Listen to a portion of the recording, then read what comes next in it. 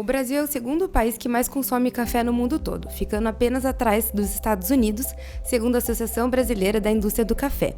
Isso não é muito novidade para nós, uma vez que o café sempre fez parte da nossa cultura e da nossa economia.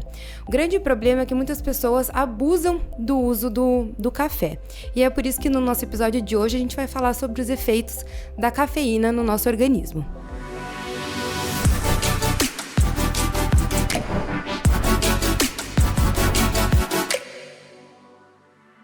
Olá, tudo bem? Estamos aqui com o Conecta Med, seu podcast de saúde e bem-estar. Eu sou Jéssica Calisto e hoje eu estou aqui no estúdio com o pós-doutorando em cardiologia, mestre em cardiologia e doutor em medicina interna, Gustavo Lenci Marques. Doutor, prazer estar aqui com o senhor hoje. Muito obrigado por aceitar o convite. Obrigado, Jéssica. É sempre bom estar aqui para a gente poder esclarecer todo mundo a respeito das dúvidas que possam ter a respeito do café e também entender mais sobre este líquido que é muito bom, né? Todo mundo gosta. Só parece que você não, né? Você não gosta muito de café. Eu tenho esse viés, eu não tomo café, mas a gente está aqui para esclarecer a dúvida do pessoal de então, casa. Tá bom. Até o final você vai gostar de café. Vamos ver se o doutor me convence. Doutor, começando um pouquinho com o senhor, como que é seu consumo de café no dia a dia? Certo. Eu sou um entusiasta do café, né? Então, eu acabo consumindo bastante. Quem convive comigo no dia a dia sabe disso. Desde manhã cedo, eu acordo, eu moo o grão e eu preparo meu café expresso, né? No decorrer do dia também, várias vezes no decorrer do dia, principalmente no período da manhã, eu acabo consumindo café. Foi-se um período lá que eu tomava o dia inteiro, eu tomo à noite também, e eu sei que isso não vai atrapalhar meu sono, mas depois que você começa a entender que o consumo tardio, que o tempo de ação que a cafeína tem no nosso corpo, acaba atrapalhando a arquitetura do teu sono, eu freiei no fim do dia. Mas, de manhã cedo ali, eu tenho um consumo relativamente alto de café. Entendi. E, doutor, qual é um consumo adequado de café? Até aonde podemos tomar, assim? O consumo seguro de café, assim, se você for pegar lá doses tóxicas de café, você vai ver que a pessoa precisa tomar mais de 5 litros de café, tá? Então, especialmente se a gente falar coado, né? Mas, assim, ninguém é obrigado a tomar café, tá? Então, não tem um consumo mínimo.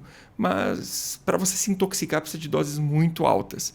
E doses baixas podem trazer alguns benefícios. Uhum. Numa xícara de café tradicional, quanto de cafeína a gente tem mais ou menos ali? Tem um vídeo lá no meu canal do YouTube que eu fiz todas as contas de todas as formas de extração, tá? Quanto que é o café coado, quanto que é... Mas agora eu não vou lembrar de cabeça a gramagem de cafeína por tipo de extração. Mas 200 ml de um café coado, ele vai ter mais ou menos a mesma quantidade de cafeína que uma dose pequena de café expresso. Então, ele tem menos. Mas o valor eu não vou lembrar. Doutor, eu queria que explicasse um pouquinho mais pra gente como que é o mecanismo da cafeína no nosso organismo. Por onde que ela passa, por onde que ela é metabolizada. Perfeito. A hora que você tomou o café, né, o teu café vai ser absorvido pelo teu intestino, ele faz uma primeira passagem pelo fígado e ele já vai ter ação estimulante. Principalmente ação estimulante um pouco vasoconstrictora, a depender da região do corpo. Então, justamente por essa ação estimulante que muita gente acaba consumindo o café. Para deixar mais acordado, que seria o efeito próprio da cafeína. Os estudos que demonstraram potencial benefício, por exemplo, cardiovascular do café, eles não encontraram com o concentrado de cafeína puro.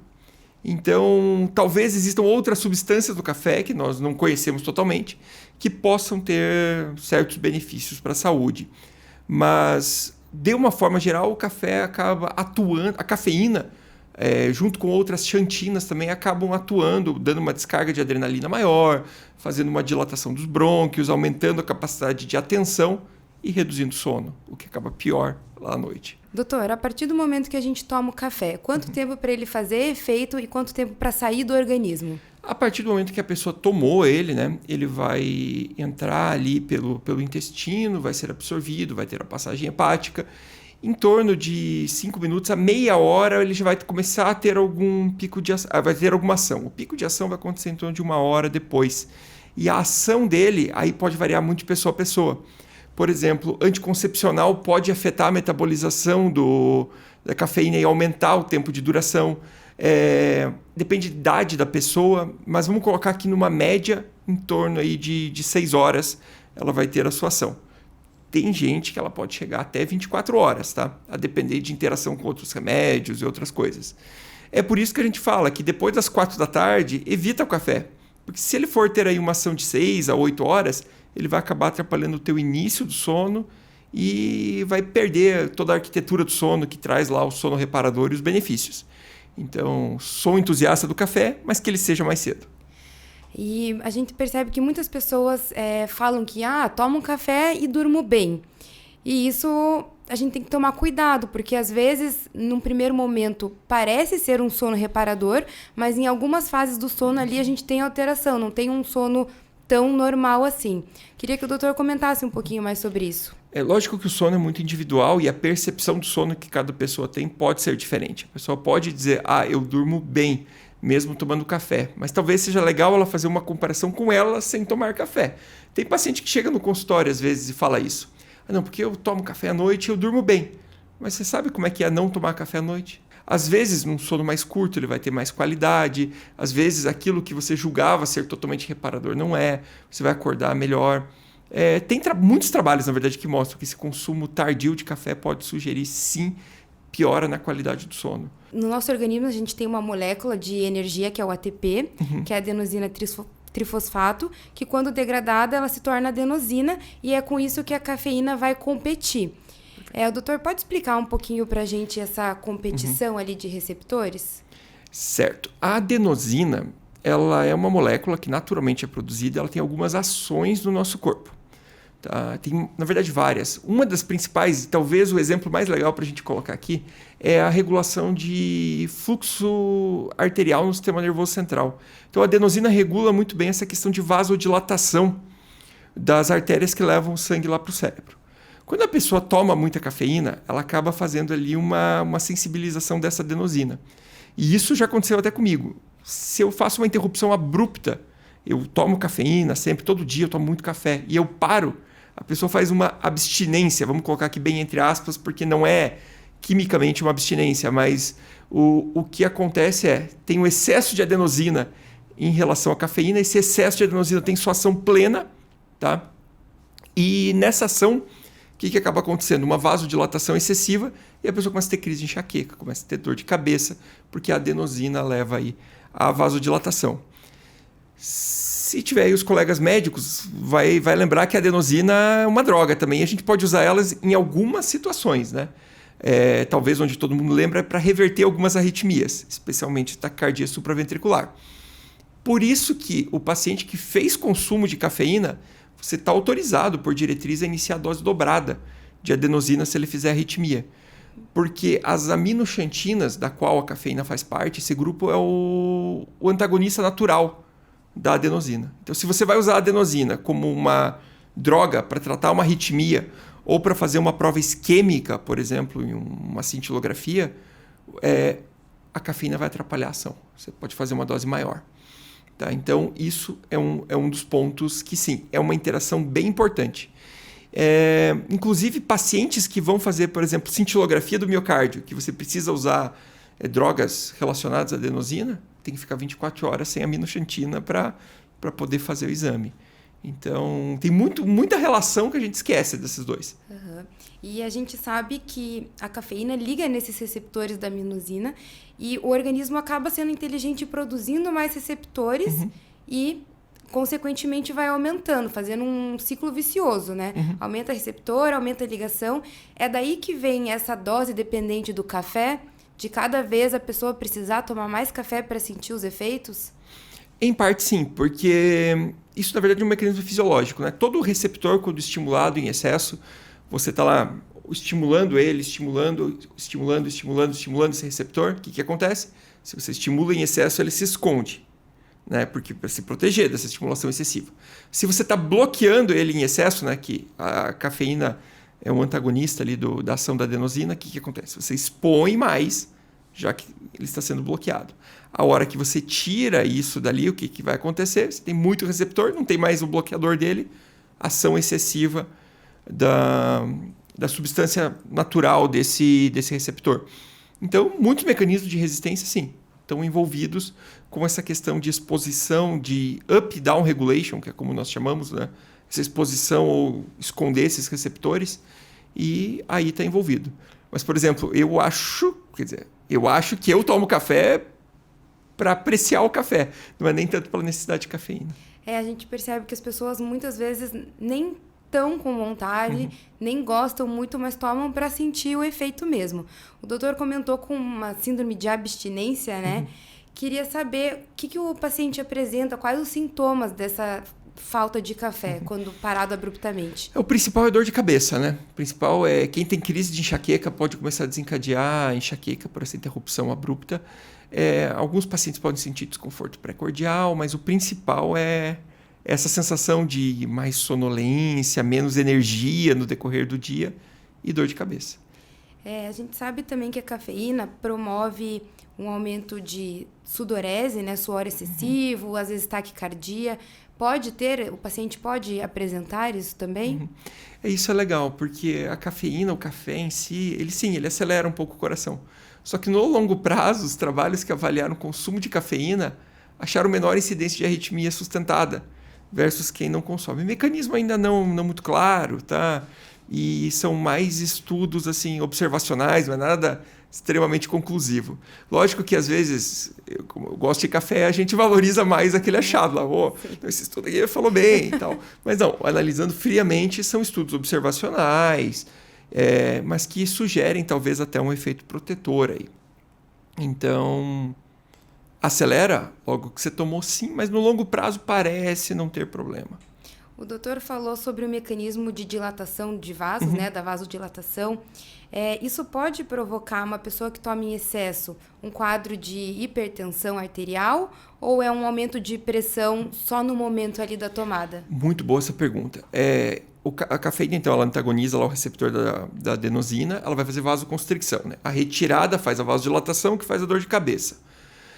Agora, se a pessoa tomou a cafeína, sim, a pressão vai subir. Inclusive, eu falo muito isso para os pacientes em consultório. Quando você vai medir a pressão em casa, você tem que estar ali pelo menos um tempo sem o consumo de café. Tá? Então, imediatamente depois o consumo sobe, mas sustentadamente só se tomar muito café o tempo todo. Tá? Então, não é uma orientação você interromper o consumo de café porque o paciente é hipertenso. Mas, quando for medir a pressão, não pode ter consumido antes. Quanto tempo, mais ou menos, para... A diretriz fala em 30 minutos, só que a gente acabou de falar da questão da meia-vida, tudo mais, que ela é muito maior do que isso. Então, seria naquele pico inicial. Eu diria que 1 hora seria já passou o pico inicial do consumo. E em questão de exercício físico, assim, eu percebo que muitos atletas usam da cafeína no começo de um treino longo, durante, pela diminuição de percepção de esforço. Queria saber se ela tem um efeito similar, por exemplo, à creatina, de quanto maior a dose, eu consigo aumentar o peso, aumentar meu esforço. Conforme você vai aumentando em determinado ponto, você reduz essa percepção do cansaço e isso acaba sendo benéfico. Só que eu já atendi paciente intoxicado por cafeína por causa disso. Lembre que quase toda variável biológica nossa, ela vai chegar num ponto que é excessivo e vai começar a causar dano. E quando você está consumindo a cafeína em si, por exemplo, nessas situações, não o café, você está tomando lá um concentrado de cafeína, a chance de você se intoxicar é maior, porque ali tem uma concentração muito maior do que você precisaria, às vezes, em várias xícaras de café. Então, existe uma dose excessiva que, a partir de determinado ponto, ela pode começar a fazer taquicardia, fazer todos os efeitos colaterais. Tirando esses efeitos colaterais, num pré-treino, eu tenho uma potencialização de exercício? De força muscular? Você tem uma redução da percepção do teu cansaço, né? Principalmente isso. Mas, assim, que de fato, se você for pegar lá e dar cafeína versus não dar cafeína e testar força, eu desconheço. Se alguém conhecer o trabalho, pode colocar. Mas eu não conheço um trabalho que tenha feito essa comparação e demonstrado não a percepção, mas um ganho real de força, por exemplo. Puxando um pouquinho de novo a questão da abstinência, tem como uma pessoa ficar realmente viciada em café ou chega um momento que é mais por costume, vai indo no fluxo assim? Você não tem o mecanismo de dependência que você tem de outras substâncias, né? Tipo álcool, tabaco, que você tem a dependência química e você tem também aquele reforço positivo pelo uso. O que pode acontecer aqui é que quando a pessoa interrompe, começa a ter os efeitos colaterais da interrupção abrupta lá pela questão de receptores.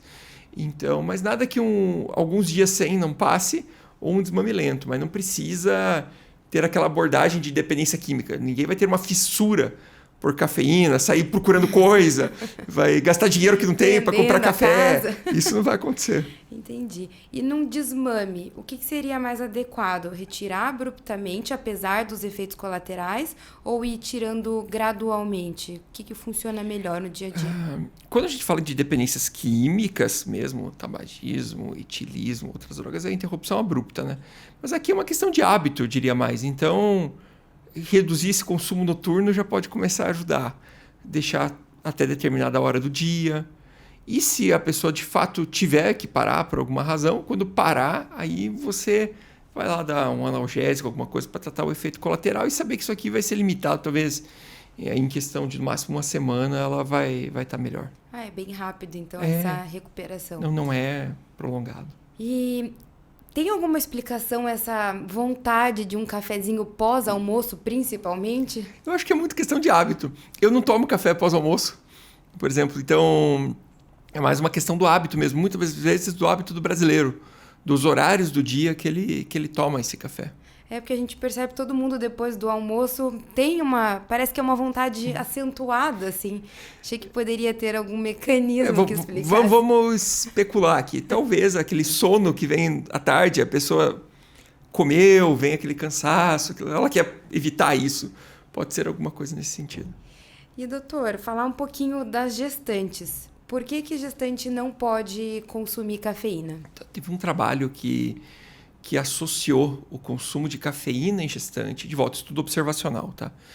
Ele associou o consumo de cafeína em gestante com pior desfecho obstétrico. Então, já tem uns 3, 4 anos esse trabalho. Eu lembro que quando ele saiu, eu até comentei, eu postei lá no meu grupo de atualizações. É baseado nesse estudo, muitas vezes, que se faz essa recomendação. Existe toda uma teoria da fisiopatologia, de vasoconstricção e tudo mais, mas ele de fato é um estudo observacional. Agora, estudo observacional a gente sabe que ele não comprova de fato, ele estabelece associações possíveis e elabora hipóteses. Aí por que vai se recomendar então? Então vamos lá. Vamos imaginar o seguinte, existe uma associação possível, demonstrada em estudo. Consumo de cafeína, pior desfecho perinatal. Mas isso não é uma associação forte para você trazer uma recomendação. Só que vamos olhar para o outro lado. Existe essa possibilidade. Porém, qual que é o risco de eu tirar o café da gestante? O risco da falta de cafeína ele não existe. Uhum. Então, é um potencial risco que existe. De volta, falando aqui, não é algo com alta evidência, mas é uma especulação, um estudo até bem desenhado, mas que faz essa associação. Só que o risco de você tirar ele é zero. Então, por que manter? Vem essa pergunta. Para que a exposição? É mais um pouco preventivo ali, né? Para evitar possíveis danos.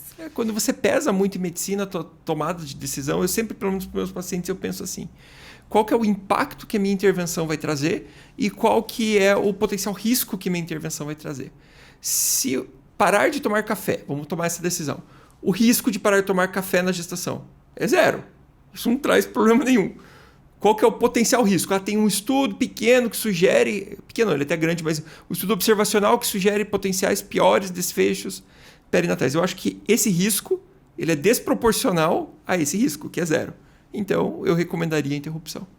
A gente está falando muito de riscos, de possíveis problemas.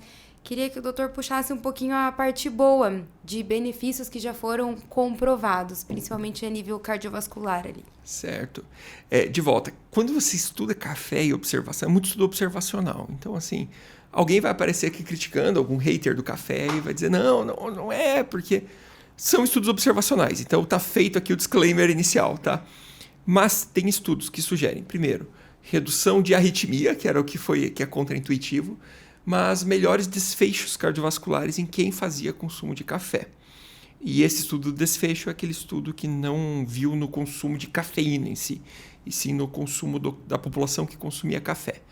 Pode ter um monte de confusão aqui no meio do caminho? Claro que pode. Pode sim ter um monte de coisas que estão afetadas aqui, e talvez o café ser um marcador. Mas ele reduz a princípio nesses trabalhos, o risco cardiovascular.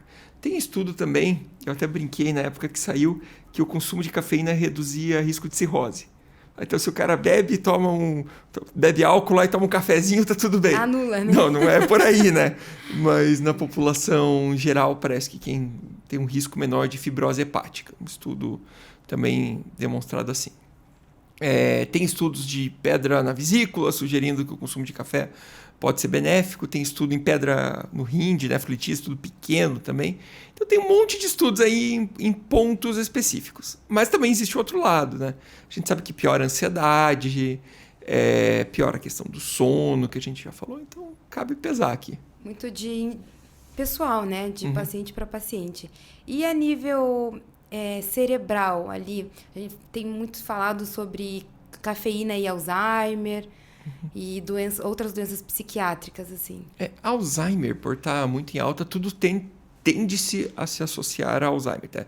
Então todo mundo busca associação, isso é benéfico, isso não é, e a verdade é que até hoje a gente não tem muito uma resposta, né? Até estão saindo aí drogas novas agora, estudos tentando, mas a gente não consegue afirmar ainda uma potencial associação. Na questão do cérebro, o que a gente sabe é que piora a ansiedade. Isso, pessoas ansiosas podem piorar com o consumo de cafeína. E aí, muitos recomendam, talvez, troca por café descafeinado e outras condições. Isso é bem conhecido. Essa questão da ansiedade, mesmo em pequenas doses, já tem esse efeito ou é excesso? É dose dependente, né? Então depende do perfil da pessoa. Uma pessoa que já tenha, talvez, crise de ansiedade, uma dose menor já possa desencadear. Para quem é mais tranquilo, talvez não. A gente está falando muito sobre o café, mas a cafeína está presente em outros componentes. Existe diferença de mecanismo de ação, até de sintomas, do café para o energético, por exemplo? Então, é sempre legal diferenciar o que é o café e o que é a cafeína, né? Esses efeitos de estimulação, essa questão da adenosina, é muito da cafeína. Esses efeitos protetores, a gente não sabe ao certo se é a cafeína, se é outra substância, se é ou não é. Então, existe cafeína em chá, né? Dos energéticos, concentrados de cafeína, comprimidos com cafeína até para alívio da dor, né? Porque a cafeína tem exceção também, ela reduz sensação de dor. Então, tem muita associação com cafeína junto. Então, o que nós sabemos? Que essa parte de estimulação ela é cafeína relacionada e outros, como essa questão cardiovascular, a gente não sabe ao certo se é da cafeína ou é efeito do café. E só a questão de gastrointestinal ali. O café, a cafeína, pode ocasionar uma úlcera no estômago, azia, refluxo, esses sintomas gastrointestinais? Úlcera por si não, né? Porque a úlcera ela envolve um mecanismo mais complexo, mas sim, ele pode relaxar o esfíncter esofágico inferior aqui e aumentar a sensação de refluxo, tá? Especialmente quem consome à noite, deita, então o refluxo pode piorar e a sensação de azia também. Agora, ela não tem a capacidade de ir lá e gerar uma úlcera, né? A úlcera envolve daí outros mecanismos. Agora, se a pessoa tem a úlcera, vai piorar os sintomas. Piora essa questão da dispepsia, isso sim, e também tem ação laxativa, né? Então, a pessoa pode começar a ir mais no banheiro, no efeito gastrointestinal do café. Entendi, doutor. E agora a gente vai para o nosso quadro, que é Não Deixe para Depois. Tá. Doutor, a gente queria saber um hábito do dia a dia saudável que o doutor pratica e que podia dar como dica para os nossos ouvintes de casa. Não deixe para depois. Vale o cafezinho? Pode ser, mas queremos um a mais também. Tá bom. Não, eu tenho... Você diz hábito de saúde física ou saúde mental? Qualquer coisa, saúde. Tá. O hábito meu do café, para mim, ele é importante de manhã. Eu moer meu café, até porque eu descanso, tem aquela sensação do dia começando, sente o cheiro do café de manhã, preparo meu café. Então, é um hábito legal. Agora, um hábito para saúde mental, para mim, que foi importante, é aprender coisas fora da medicina. E dentro disso entra quando eu fiz curso de barista, por exemplo, que eu estava no fim da residência, voltando para o café. Mas eu sempre tento ter meus tempos fora da medicina, porque se você deixar, ela te consome demais. E você foca naquilo e você tende a pirar mais rápido, tá? Então eu daria essa dica, aprender fora da tua área de conhecimento. Talvez a gente esteja falando aqui até com pessoas que não são médicos, né? Estão aqui para aprender mais sobre saúde. Foge da tua área de conhecimento também. Lógico, eu estudo medicina a maior parte do meu tempo porque precisa ser um bom médico, eu preciso saber o que eu estou fazendo. Mas, putz, não é só isso não, tá? Em determinado momento do ano, eu vou largar isso, vou fazer curso de outra coisa, vou aprender, e daí na maior parte do tempo eu volto a focar naquilo. Mas aprenda outras coisas, abra a cabeça, estudar filosofia, eu já estudei filosofia, fazer curso de barista, fazer curso de fotografia, isso é legal para você abrir tua cabeça e ter outros conhecimentos. E agora, como barista, que café é que o doutor indica para eu começar? Vamos ver se eu pego o gosto. Tá bom. O que você não gosta do café? Eu acho que é o gosto meio amargo dele, assim. Muito amargo. Isso. Tá. Então, talvez seja legal você pegar um café com uma torra mais clara, porque muitas vezes o brasileiro teve o costume da torra escura, né? Que é aquele café bem fortão, assim, mas na verdade ele é café queimado. A vantagem do café queimado é que você não percebe as imperfeições do café, então fica tudo meio que com o mesmo gosto. Agora, se você pegar um bom grão, que tenha, por exemplo, vamos pegar ali um café do sul de Minas, que ele tem um sabor mais achocolatado, e pegar uma torra média clara, o café ele fica mais clarinho no copo, mas não é que ele é fraco não, tá? Porque a torra é média clara. Talvez você comece a gostar. Vamos ver se nos próximos episódios já vai ter um Se você me chamar aqui de volta, eu trago um café para você aqui com essa torra. Beleza, doutor. Tá bom? Muito obrigado pela participação. Eu que agradeço, tá? É sempre um prazer estar aqui. Queria agradecer a NutriShake, que está trazendo o lanchinho para os nossos convidados. Tem um aqui para o doutor. Obrigado. E queria agradecer a todos de casa que estão ouvindo, que estão nos assistindo. Compartilha com amigos, com familiares, para a gente espalhar esse conhecimento sobre o café. Obrigada, até a próxima. Tchau.